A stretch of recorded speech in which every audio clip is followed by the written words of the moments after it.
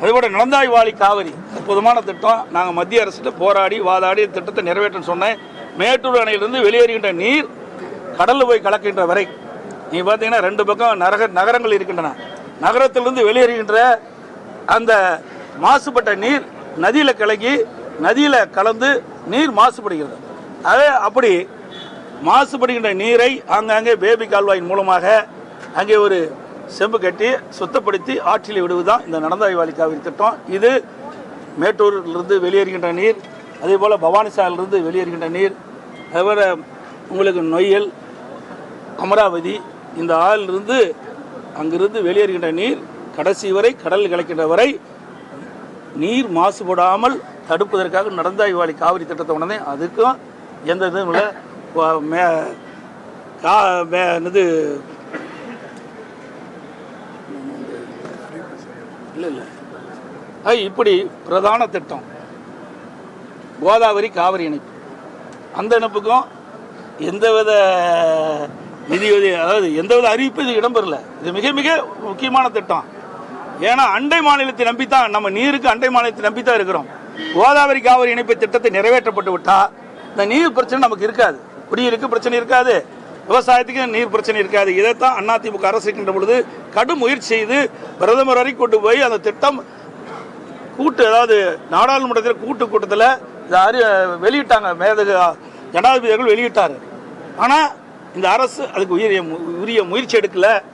அதே நமக்கு கிடைக்க வேண்டிய நீர் கிடைக்கவில்லை. இந்த அரசு செயல்படாத அரசு என்பதற்கு இதுவே ஒரு உதாரணம். அதில் சிறு குறு விவசாயிகளுக்கு எந்த திட்டமும் அறிவிக்கலை. கிராமப்புறத்தில் முக்கியத்துவம் அளிக்க இந்த வேளாண் நிதி அறிக்கையில் கிராமத்திற்கு முக்கியத்துவம் அளிக்கலை. ஏன்னா கிராமத்திலிருந்து நகரத்தை நோக்கி வந்துட்டு இருக்கிறாங்க. அதே கிராமத்திலே வேளாண்மை சேர்ந்த வளர்ச்சி பணிகள் அங்கே ஈடுபடுத்தினா நீ கிராமத்திலிருந்து நகரத்துக்கு வருகின்றவர்கள் தடுக்கப்படும். ஆகவே இந்த பட்ஜெட்டை பொறுத்த வரைக்கும் பாட்டுண்டு விவசாயிகளுக்கு பயனில்லை, விவசாயிகள் படும் பாட்டுக்கு திட்டம் எதுவும் இல்லை, வேளாண் கல்வி சார்ந்த அறிவிப்புகள் எதுவும் இல்லை. விவசாயிகளுக்கு ஏமாற்றம் அளிக்கின்ற பட்ஜெட் இந்த பட்ஜெட். ஆனாலும் இந்த பயிர்க்கடன் கொடுக்கறதுலாம் போன ஆண்டோட இந்த ஆண்டு கடன் தானே அதிகமாக கொடுக்குறாங்க. கடன் கொடுக்கறதுக்கு என்ன இருக்குது? அதனால விவசாயிகள் மீண்டும் கடன் திருப்பித்தானே செலுத்த வேணும். அதே கடன் நாளுக்கு நாள் இன்றைக்கு இடுபொருளுடைய விலை ஏறிட்டுது. அதாவது விவசாயிகள் பயிரிடுகின்ற பொழுது அதனுடைய இடுபொருள் செலவுகள் அதிகமாகிடுது. அதுக்கு தகுந்த மாதிரி கடன் அதிகரித்து கொடுக்குறாங்க. அவ்வளோதான்.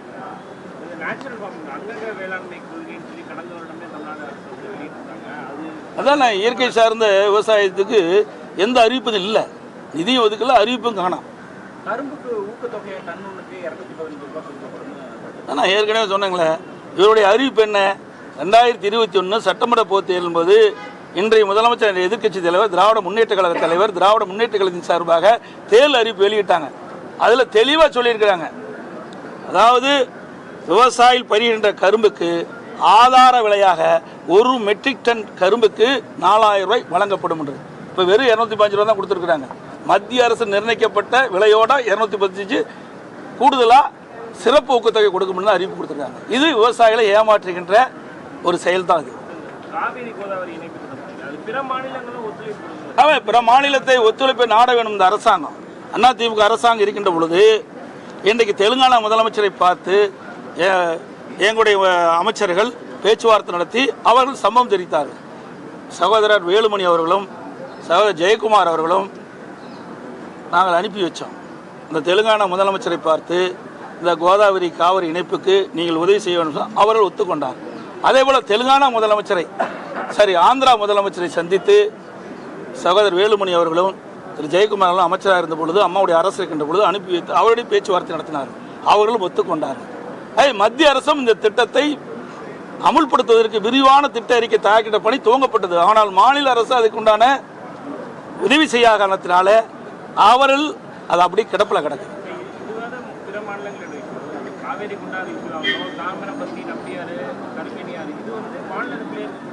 ஆமாம், கருமேனி நம்பியாரை பொறுத்தல கூட அதிமுக அரசு இருக்கின்ற பொழுது இவங்களை அறிவிச்சாங்க. ஆனால் நிலம் எடுக்காத விட்டுட்டாங்க. ஃபேஸ் 1, 2, 3, 4 4 எடுத்தாங்க. 1, 2 அதிமுக ஆட்சி முடிஞ்சது, 3வது நாங்கள் முடிச்சுட்டோம், 4வதுக்கு நில எடுப்பு பணி நடந்துட்டு இருக்குது. இப்போ இந்த அரசு வந்து போய் முடிச்சு இன்றைக்கு இந்த கனமழை, இன்னைக்கு பார்த்தீங்கன்னா தென் மாவட்டத்தில் கனமழை பெஞ்சுது அண்மையில். அதில் இன்னைக்கு சோதனை ஓட்டம் ஓட்டினாங்க. சோதனை ஓட்டம் சரியான முறையில்னால நிறைய உடைப்பு ஏற்பட்டுது, நிறைய சேதாரம் ஏற்பட்டது. இதுதான் இந்த விடியா திமுக ஆட்சியில் நிர்வாகம் எந்த அளவுக்கு இருக்கு என்பதை நீங்கள் எண்ணி பார்க்கிறீர்கள். அனைவருக்கும் வணக்கம், நன்றி.